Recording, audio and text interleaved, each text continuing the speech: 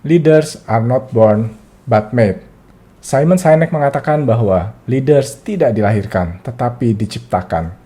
Melalui buku Leaders It Lasts, Simon menjelaskan cara pemimpin sejati menginspirasi loyalitas, kerjasama, dan keberhasilan tim.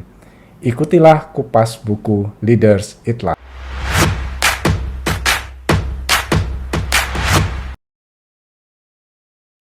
Buku ini dimulai dengan kisah kebiasaan yang ada di Marinir Amerika Serikat, di mana pada saat beristirahat, para senior memberikan kesempatan kepada junior mereka untuk makan terlebih dahulu. Isi daripada buku dan cerita ini mengatakan bahwa seorang pemimpin harus siap berkorban, seorang pemimpin harus siap membantu para pengikutnya atau orang-orang yang dia pimpin untuk merasa aman, merasa dilindungi, dan akan berbuat yang terbaik untuk pemimpin maupun organisasi di mana mereka berada. Esensi menjadi seorang pemimpin yang efektif adalah pemimpin yang bisa menggerakkan orang-orang yang dia pimpin untuk bergerak, bekerja bersama, menuju dan mencapai tujuan bersama. Oleh karena itu, seorang pemimpin yang efektif juga harus bisa mengerti apa yang membuat para pengikutnya atau orang-orang yang dia pimpin mau bergerak bersama menuju tujuan tersebut.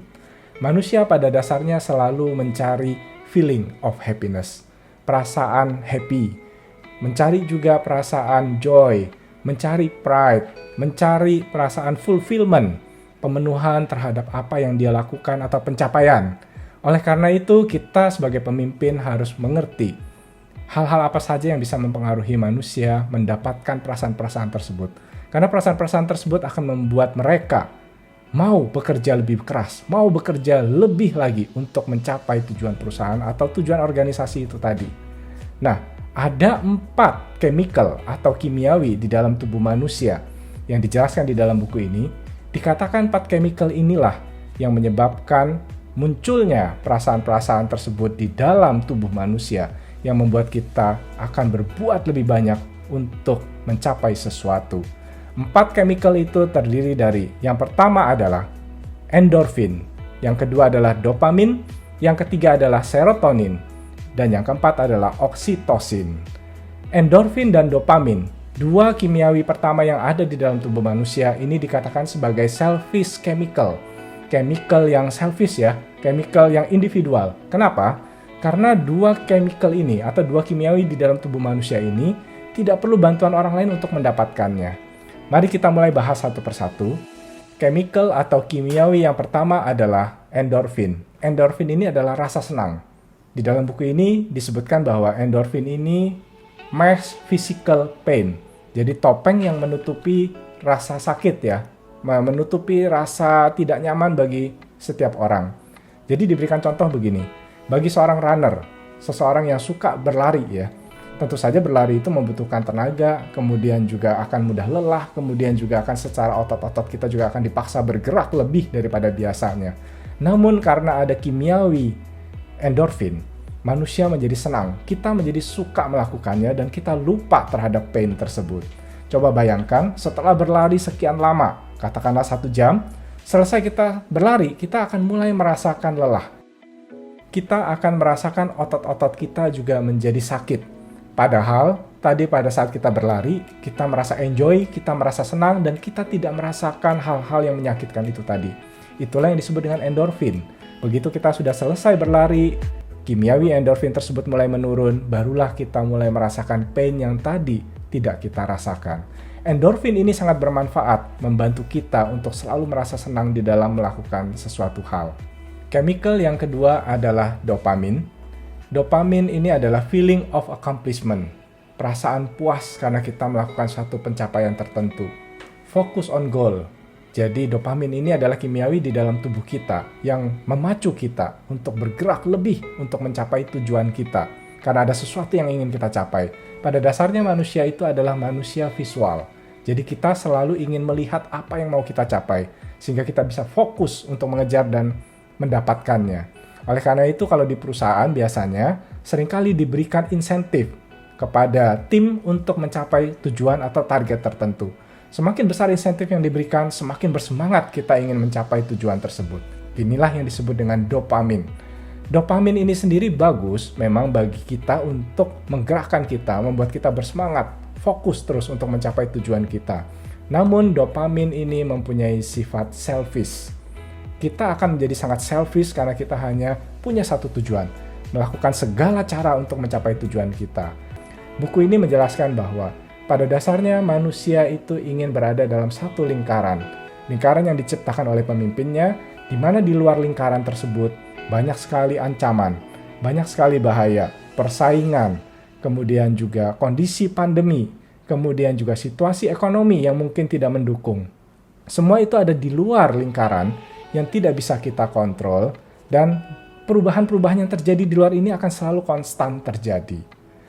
Di dalam menciptakan lingkaran yang bisa memberikan rasa aman kepada seluruh karyawan kita untuk berkarya dan memberikan yang terbaik kepada perusahaan, maka seorang pemimpin tidak cukup hanya terus-menerus memberikan endorfin, terus-menerus memberikan dopamin kepada karyawannya, di mana dua kimiawi ini adalah kimiawi yang merupakan selfish chemical. Diperlukan juga balancing dengan dua kimiawi yang lain yang merupakan social chemical, yaitu serotonin dan oksitosin. Apa itu serotonin dan oksitosin? Mari kita lihat satu persatu. Serotonin adalah feeling of leadership atau leadership chemical. Kita ingin merasa diakui. Kita ini adalah makhluk sosial, sehingga bila kita mencapai sesuatu, kita ingin banyak orang mengetahuinya dan kemudian ikut merasakannya. Serotonin ini ternyata menular. Jadi rasa bangga, rasa mencapai sesuatu, ini juga ternyata bisa dirasakan oleh banyak orang lainnya. Di dalam perusahaan juga berlaku sama. Pengakuan terhadap seorang pemimpin biasanya diikuti juga dengan fasilitas dalam bentuk gaji dan tunjangan maupun fasilitas lainnya yang lebih baik daripada pengikutnya. Tapi tentu saja, sebagai seorang pemimpin juga, fasilitas tersebut, pengakuan tersebut, itu akan diikuti dengan tanggung jawab yang lebih besar. Ada satu quotes yang mengatakan, "With reputation comes responsibility." Artinya, di dalam satu reputasi, di dalam satu pencapaian, di dalam satu jabatan yang lebih tinggi, di situ selalu diikuti dengan tanggung jawab yang lebih besar lagi. Tentu saja pengikutnya berharap bahwa pemimpin dengan pengakuan dan fasilitas tersebut bisa membawa perusahaan dan mereka untuk menuju ke arah yang lebih baik lagi. Tapi kita juga perlu berhati-hati dengan chemical serotonin ini. Kenapa? Karena ternyata serotonin ini juga dapat dimanipulasi. Di dunia yang materialistik seperti saat ini, kita seringkali terjebak dengan rasa bangga karena memiliki hal-hal yang sifatnya materi. Coba bayangkan seseorang menggunakan produk dengan brand tertentu. Dia merasa bangga bila dia bisa berjalan, kemudian orang lain melihat dia menggunakan brand tersebut.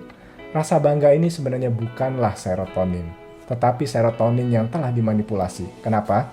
Karena serotonin yang sesungguhnya adalah rasa bangga karena kita memberikan arti yang lebih kepada orang lain. Bukan rasa bangga karena materi yang kita miliki. Kimiawi yang keempat adalah oksitosin. The last but not least, oksitosin ini adalah kimiawi yang menciptakan feeling of love and trust. Bila karyawan kita mau berbuat lebih karena mereka hanya dibayar, atau mereka mau mencapai lebih bila insentifnya dinaikkan lagi, kita mesti berpikir sebagai leader, jangan-jangan kita belum berhasil menciptakan oksitosin bagi semua karyawan kita. Karena ternyata mereka belum merasa dicintai dan mereka belum merasa dipercaya.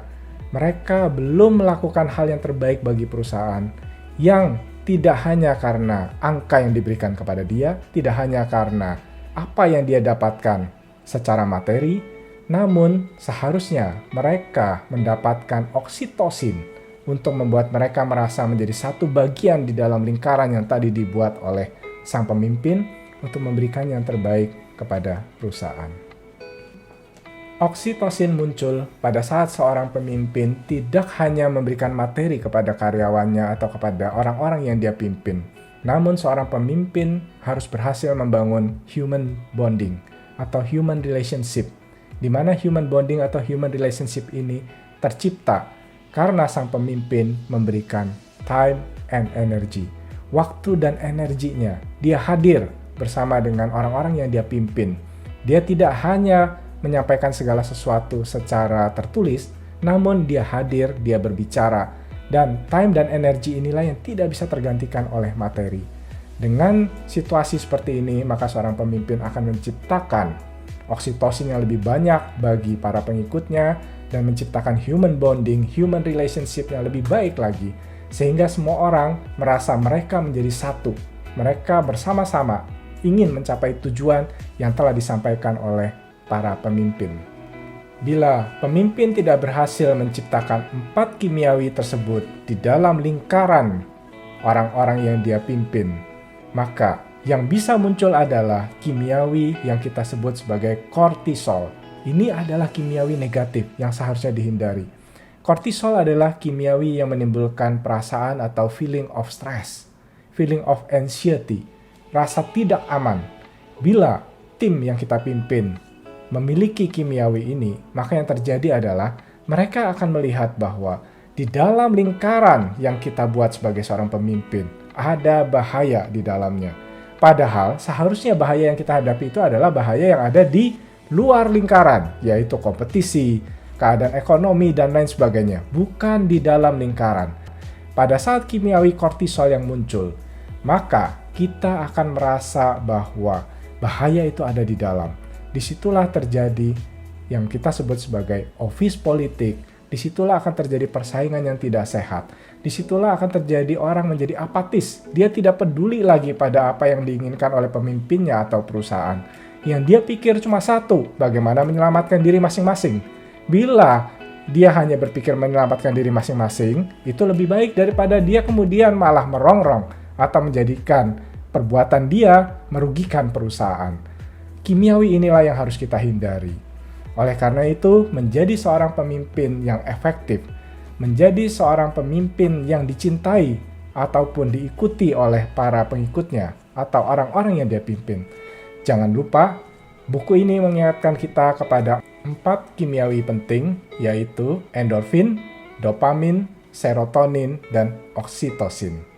Dan yang terakhir, sebagai seorang pemimpin, tentu saja kita punya 2 tugas utama menentukan lingkaran yang kita buat tadi itu. Yang pertama adalah tentukan siapa saja yang layak masuk ke dalam lingkaran. Karena orang-orang yang tidak layak masuk ke dalam lingkaran, mereka nanti bisa menciptakan kimiawi yang negatif atau kimiawi yang kita sebut sebagai kortisol itu tadi. Maka penting sekali sebagai seorang pemimpin, tentukan terlebih dahulu siapa yang layak masuk ke dalam lingkaran yang kita buat itu tadi. Yang kedua adalah, seberapa jauh jangkauan lingkaran tersebut? Apakah hanya kepada orang-orang yang dekat dengan pemimpinnya, atau sampai ke lingkaran terluar dari perusahaan, yaitu orang-orang yang ada di ujung tombak yang berhadapan dengan para pelanggan kita. Semakin besar suatu perusahaan, maka semakin sulit bagi seorang pemimpin untuk membuat pengaruh di luar lingkaran yang dekat dengan si pemimpin. Karena bagaimana caranya, pemimpin tersebut harus berpikir menciptakan pengaruh yang lebih besar sampai ke lingkaran paling luar yang ada di perusahaan. Oleh karena itu, disinilah kita sebut sebagai role model. Pemimpin harus bisa membuat pemimpin-pemimpin di bawahnya sampai ke pemimpin yang ada di garis depan, yang paling dekat dengan lingkaran paling luar, membawa 4 kimiawi positif tersebut untuk menjadikan semua orang yang ada di dalam lingkaran merasa aman dan merasa ingin berkarya lebih baik, mencapai tujuan perusahaan, mencapai tujuan bersama. Kesimpulan akhir dari ringkasan buku ini, sebagai seorang leader sejati, kita harus bisa membangun 4 kimiawi itu di dalam lingkaran seluruh karyawan kita, sehingga muncul rasa aman, sehingga muncul rasa dipercaya. Untuk memunculkan rasa dipercaya itu tadi, ingatlah kisah di awal tentang kebiasaan yang ada di marinir. Kenapa para senior memberikan kesempatan para juniornya untuk makan terlebih dahulu? Leaders eat last. Esensinya adalah tim kita, karyawan kita akan merasa dipercaya pada saat kita memberi kesempatan kepada mereka untuk menyampaikan pendapatnya, untuk memberikan pemikirannya. Maka, seorang leaders haruslah seorang pendengar yang baik.